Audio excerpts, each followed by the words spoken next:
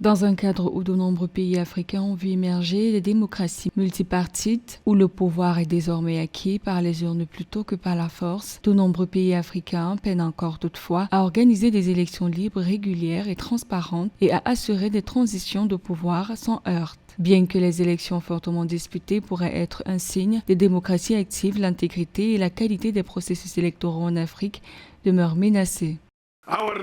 Nos régions et nos pays ne doivent pas espérer moins. Nous avons besoin d'obtenir la paix dans nos régions.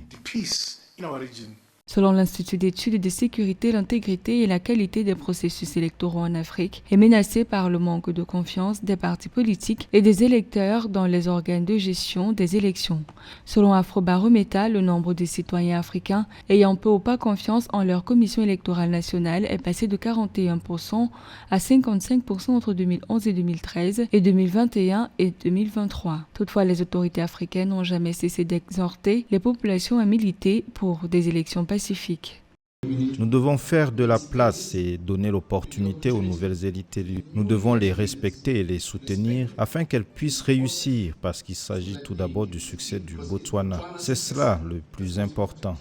Dans certains pays africains comme le Mozambique, la Mauritanie ou encore le Botswana par exemple, les violences se sont propagées à travers le pays, paralysant les villes et perturbant la vie quotidienne. Selon les chiffres officiels, les violences post-électorales au Mozambique ont d'ailleurs occasionné la mort d'environ 252 personnes. Cette violence par laquelle le pouvoir a traité ces manifestations pacifiques dénote que c'est un pouvoir qui n'est pas élu, que c'est un pouvoir dictatorial imposé par la fraude et la force brute contre la volonté des populations. Selon les observateurs, les scrutins en Afrique manquent souvent de transparence. Les organes de gestion des élections, selon eux, peinent à trouver un consensus au-delà des lignes politiques sur des questions cruciales telles que les calendriers, les restrictions de campagne et le financement des partis, ce qui nourrit la suspicion. Cette situation est aggravée par le contrôle de ces processus par les candidats sortants.